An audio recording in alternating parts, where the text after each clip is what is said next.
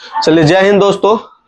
आज के हम कक्षा में चर्चा करने वाले हैं विधानसभा के ऊपर। ठीक है, पिछली कक्षाओं में हम विधानमंडल के बारे में चर्चा किए थे और बतलाए थे आपको कि विधानमंडल के 3 अंग होते हैं: विधानसभा, विधान परिषद और राज्यपाल, जिसमें से हम राज्यपाल को पढ़ा दिए हैं। और आज जो है हम विधानसभा के ऊपर चर्चा करने वाले हैं और विधानसभा से जुड़ी हुई जितनी भी कॉन्सेप्चुअल बातें हैं उसको हम इस एक वीडियो में, जो लगभग 15 से 20 मिनट की होगी, इस पर क्या करेंगे, पूरा करने की कोशिश करेंगे। ठीक है ना।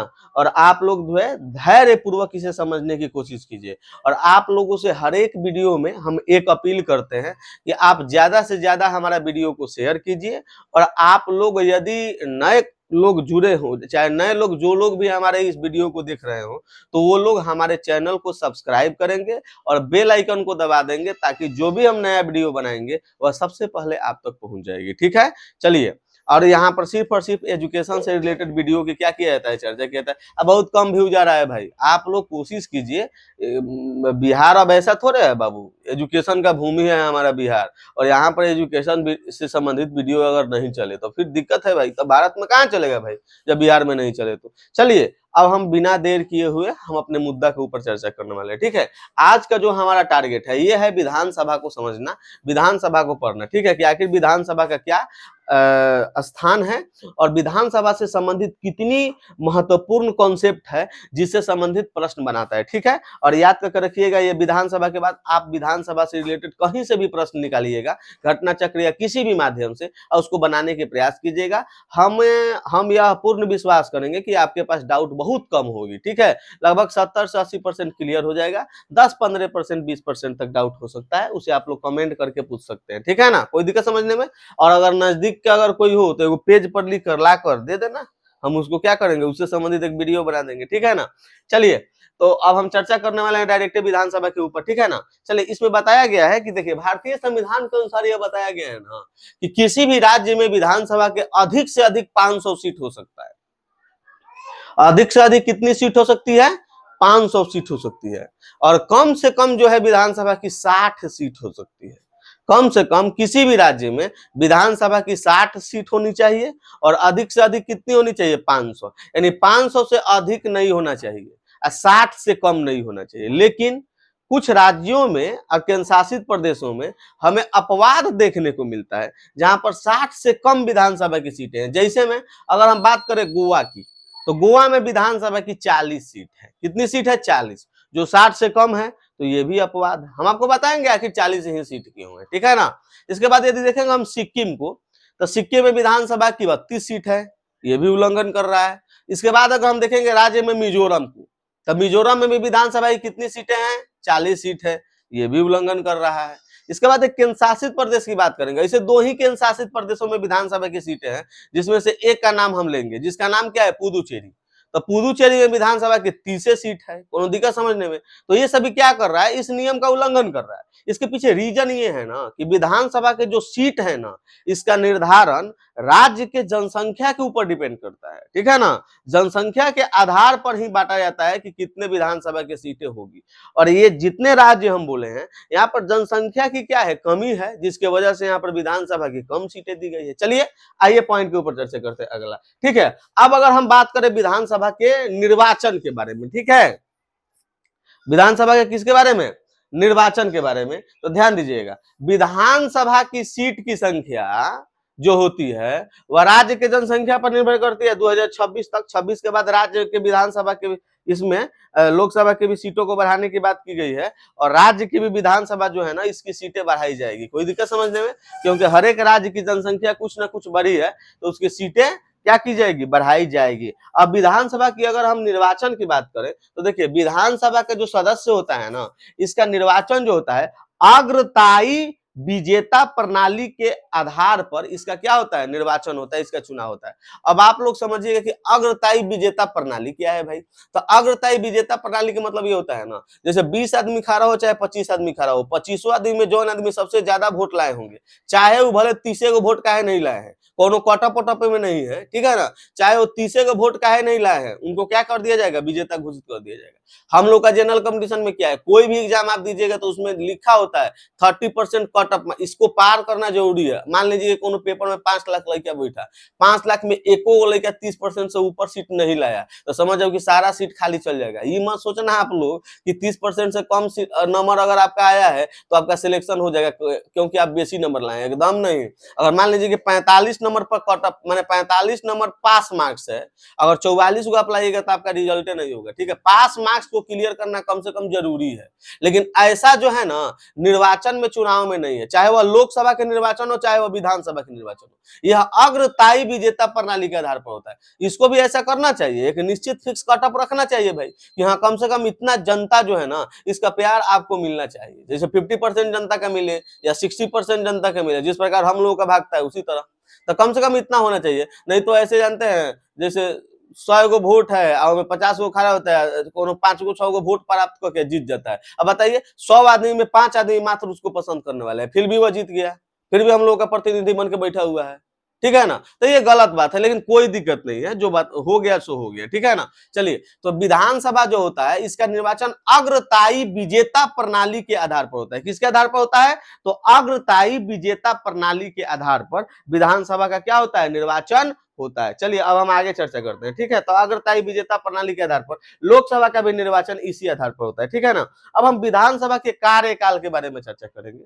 विधानसभा का कार्यकाल रियलिटी में देखिएगा, विधानसभा के कार्यकाल के बारे में चर्चा करेंगे, जिसके बारे में उल्लेख आर्टिकल 172 में किया गया है। किसमें किया गया है, आर्टिकल नंबर 172 में विधानसभा के कार्यकाल के बारे में बताया गया है।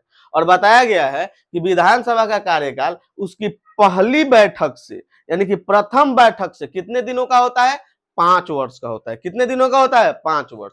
तो विधानसभा का कार्यकाल उसकी प्रथम बैठक से कितने दिनों का होता है, 5 वर्ष का होता है। अब एक और बात है, 5 वर्ष के पहले भी विधानसभा को विघटित किया जा सकता है। किसके द्वारा, राज्यपाल के द्वारा। यदि राज्यपाल को ऐसा लगे कि जो पार्टी विधानसभा में अपना सरकार बनाकर सरकार चला रही है राज्य में, उसके पास बहुमत नहीं है, तो वह 5 साल के पहले भी क्या कर सकता है, विघटित कर सकता है। कोनो दिक्कत समझने में। तो ऐसे है कि विधानसभा का जो कार्यकाल होता है वह 5 वर्ष का होता है इसकी पहली बैठक से, लेकिन अगर राज्यपाल चाहे तो उसे पहले भी क्या कर सकते हैं, विघटित कर सकते हैं। प्रश्न सीधा यहां से बनाएगा, राज्य विधानसभा को कार्यकाल पूरा होने के पहले कौन विघटित कर सकता है, राष्ट्रपति, राज्यपाल, क्या ऑप्शन देगा, मार दीजिएगा आप लोग राज्यपाल, ठीक है ना। अब ध्यान दीजिए, इसके बाद है कि विधानसभा के जो सदस्य लोग हैं, तो विधानसभा के सदस्यों को MLA कहा जाता है, member of legislative assembly, member of legislative assembly. तो विधानसभा के जो सदस्य लोग होते हैं जिन्हें MLA कहा जाता है, MLA की योग्यता के बारे में चर्चा किया गया है कि MLA की योग्यता क्या है। तो MLA की योग्यता की चर्चा आर्टिकल 173 में किया गया है, ठीक है। किसमें किया गया है, 173। देखिए 172 में विधानसभा के, और विधानसभा के क्या है, कार्यकाल है, और 173 में विधानसभा में बैठने वाले जो MLA लोग हैं उनकी क्या है, योग्यता है। क्या है, योग्यता है। किस विधान, अब ध्यान दीजिए, योग्यताओं में ऐसा बताया गया है कि जो MLA लोग हैं ना, इनकी 3 प्रमुख योग्यता को दिमाग में बैठा के रखना है। पहला योग्यता है कि वह भारत का नागरिक होना चाहिए विधानसभा में यदि जाना चाहता है तो। दूसरा, उसकी आयु कम से कम 25 वर्ष होना चाहिए। और तीसरा जो है ना बाबू, देखिए यहाँ पर समझने की बात है, RPA 1951 के अनुसार हर एक जितना भी चीज है सभी को वह फॉलो करना चाहिए, ठीक है। अब RPA 1951 क्या है, तो देखिए, representative of the public act, representative of the public act, यानी कि लोक प्रतिनिधित्व अधिनियम। तो लोक प्रतिनिधित्व अधिनियम 1951 में क्या बताया गया है, तो लोक प्रतिनिधित्व अधिनियम 1951 में बताया गया है कि जो भी विधानसभा के सदस्य लोग हैं, यानी कि MLA है, चाहे जो भी देश में MP है, इनके योग्यता के बारे में चर्चा किया गया है। किसके बारे में, योग्यता, कि यह योग्य है कि योग्य नहीं है। निर्वाचन से संबंधित बहुत सारे बातें बताई गई है इसमें, किसमें, RPA में, ठीक है। तो RPA 51 को फॉलो करना चाहिए। RPA 51 के अंतर्गत एक MLA की क्या योग्यता होनी चाहिए, उसको यदि वह फॉलो कर रहा है तो समझिए कि वह क्या हो सकता है, विधानसभा का एक योग्य सदस्य हो सकता है। ये है RPA नंबर 51। RPA 50 है, ठीक है। RPA 50 में मतदान सूची के बारे में चर्चा किया गया है और निर्वाचन क्षेत्र के बारे में चर्चा किया गया है, ठीक है ना। तो आरपीए 1950 में मतदान सूची या मतदान क्षेत्र के बारे में चर्चा किया गया है और आरपीए 1951 में जो एमपी लोग हैं, जो एमएलए लोग हैं, इनके योग्यताओं के बारे में चर्चा किया गया है, ठीक है ना। अब आगे बढ़िए। अब विधानसभा का क्या, विधानसभा के अंदर अब अध्यक्ष हो जाएंगे, ठीक है। सदस्य तो हो ही गए, विधानसभा देखिए लिए, अब विधानसभा के अध्यक्ष को देखते हैं, ठीक है। तो विधानसभा के अध्यक्ष की चर्चा आर्टिकल 178 में किया गया है और ऐसा देखिए जिस प्रकार लोकसभा में होता है उसी प्रकार इसमें भी होता है। नवनिर्वाचित जो भी विधानसभा के सदस्य लोग आते हैं वो अपने में से एक को क्या करते हैं, अध्यक्ष चुन लेते हैं, बातें खत्म। अपने में से एक को क्या चुन लेते हैं, अध्यक्ष। अब ध्यान दीजिए, लोकसभा का जो अध्यक्ष था, हम बताए थे ना, लोकसभा के अध्यक्ष को अध्यक्ष पद के लिए किसी प्रकार का शपथ लेने की जरूरत नहीं है, वह सदस्य के रूप में शपथ लेता है। वही हाल है किसमें, विधानसभा में। जो विधानसभा का अध्यक्ष है वह अध्यक्ष के रूप में क्या करता है, किसी प्रकार का शपथ नहीं लेता है, ठीक है। यानी कि अध्यक्ष पद की शपथ नहीं लेता है, वह सदस्य की शपथ ले लेता है। किस सदस्य की, एमएलए की शपथ ले लेता है, ठीक है। और उसे क्या बना दिया जाता है, अध्यक्ष बना दिया जाता है, ठीक है। और यह जो अध्यक्ष है ना, इसका कार्यकाल 5 वर्ष का होता है। कितने दिनों का होता है, 5 वर्ष का। लेकिन 5 साल के पहले ये त्याग पत्र भी दे सकता है, ठीक है। तो अध्यक्ष अपना त्याग पत्र किसको देगा बाबू, तो उपाध्यक्ष महोदय को देगा। किसको देगा, उपाध्यक्ष को। और एक और बात है, अगर मान लीजिए कि त्याग पत्र ना दे, 5 साल तक वो रहने के लायक है भी नहीं, तो उसको यदि पद से हटाना हो तो पद से हटाने की प्रक्रिया भी है, ठीक है ना। उसे विधानसभा के प्रभावी बहुमत से हटाया जा सकता है, ठीक है। प्रभावी बहुमत का मतलब हो गया कि 50% प्लस 1, 50% प्लस 1 यानी आधा से एक अधिक, ठीक है ना। तो पद से अगर हटाना चाहते हैं तो विधानसभा के प्रभावी बहुमत से आप विधानसभा के अध्यक्ष को क्या कर सकते हैं, हटा सकते हैं, ठीक है ना। अब ध्यान दीजिएगा, अगर हटाने की जो प्रक्रिया, अब एक और बात है, अगर मान लीजिए कि किसी भी राज्य के विधानसभा का कोई भी अगर अध्यक्ष हो, अगर उसे हटाने की प्रक्रिया विधानसभा में चल रही हो, उसे हटाने की प्रक्रिया विधानसभा में चल रही हो, तो क्या वह विधानसभा के कार्रवाई को संचालित करेगा, यानी कि अपने अध्यक्ष के पद पर बैठा रहेगा, तो नहीं, ठीक है ना। अगर उसे हटाने की प्रक्रिया चल रही हो तो वह विधानसभा के अध्यक्ष के पद पर नहीं बैठ सकता है, नहीं बैठेगा। लेकिन सदन के सदस्य के रूप में भाग ले सकता है, क्योंकि वो भी एमएलए है, तो सदन के सदस्य के रूप में भाग ले सकता है, लेकिन अध्यक्ष के पद पर कार्यरत नहीं रहेगा। एगो बात बताइए बाबू, जब अध्यक्ष पद पर कार्यरत रहेगा ही नहीं, तो एक बात बताइए आप हमको, क्या वह विशेष जो हम लोग का एक मत का प्रयोग किया जाता है, निर्णायक मत, क्या वह निर्णायक मत का प्रयोग कर सकता है, तो नहीं कर सकता है। निर्णायक मत का प्रयोग नहीं कर सकता है। अब ध्यान दीजिए, सदस्य के तौर पर भाग ले सकता है, ठीक है। अब पद यदि खाली होगा तो उसको भरने के लिए कौन आएगा, उपाध्यक्ष होगा। ध्यान दीजिए, अध्यक्ष का पद 2 प्रकार से खाली होता है, ये दोनों को जानना बहुत जरूरी है। एक होता है ना कि अध्यक्ष का पद खाली हो गया, हमेशा के लिए खाली हो गलो, अध्यक्ष त्याग पत्र दे के भाग गई, चाहे अध्यक्ष के हटा देवल गई, क्यों खाली हो गई। और दूसरा होता है कि अध्यक्ष अनुपस्थित है,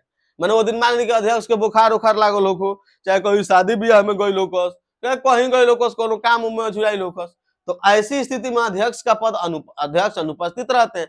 तो अध्यक्ष का पद साफा अगर खाली होगा ना तो उपाध्यक्ष बनने आएंगे, अब उपाध्यक्ष भी अगर नहीं होंगे तो राज्यपाल किसी एक को नियुक्त कर देगा तो वो आएंगे, ठीक है। लेकिन यहाँ पर एक कंफ्यूजन है, अगर अध्यक्ष अनुपस्थित हो, तो जब अनुपस्थित होते हैं तो कौन आएंगे, उपाध्यक्ष आएंगे। और उपाध्यक्ष अगर नहीं होंगे तो पैनल का कोई व्यक्ति आएगा, यानी कि सरकार एक पैनल बना के रखती है, उसी पैनल का कोई एक व्यक्ति जो है आएगा और उसे अध्यक्ष क्या कर दिया जाएगा, नियुक्त कर दिया जाएगा, ठीक है। और एक और बात है, उपाध्यक्ष का जो भी कार्यकाल है, चाहे योग्यता है, चाहे हटाने की जो प्रक्रिया है, यह किसके समान है, अध्यक्ष के समान है। कोनो दिक्कत समझने में। तो आज की जो कक्षा है इसमें हम विधानसभा, जिसका उल्लेख आर्टिकल 170 में किया गया है, इससे रिलेटेड कॉन्सेप्ट को, पूरी कॉन्सेप्ट को बताने की कोशिश किए हैं, ठीक है ना। अब हम अगला वीडियो में आपके साथ विधान परिषद के साथ मिलेंगे, ठीक है ना। और अंततः जाते जाते हम आपसे एक और रिक्वेस्ट करना चाहते हैं कि फिर से कि आप लोग ज्यादा से ज्यादा वीडियो को शेयर कीजिए और क्या कीजिए, लाइक कीजिए। क्या कीजिए, लाइक। और सब्सक्राइब भी कीजिए, ठीक है ना। और एगो बॉल खाली बटन होता है, बेल आइकन जिसको कहा जाता है, उसको दबा दीजिए, तो कोनो दिक्कत समझ में, ताकि हमारा वीडियो सबसे पहले आप तक पहुंच जाए, ठीक है। ज्यादा से ज्यादा इतना ना शेयर कर दीजिए कि सचमुच में सभी को पता लग जाए कि सचमुच में बिहार में एजुकेशन का क्या है वैल्यू है। एजुकेशन से संबंधित कोई भी बात जो है ना, छोटा सा भी बात एकदम वायरल हो जाएगा, ठीक है। और यहाँ तो पढ़ाई हो रही है, ठीक है, इस पर भी आप लोग और ज्यादा बढ़ाइए, ठीक है। चलिए मिलते हैं फिर नेक्स्ट वीडियो में, तब तक के लिए जय हिंद।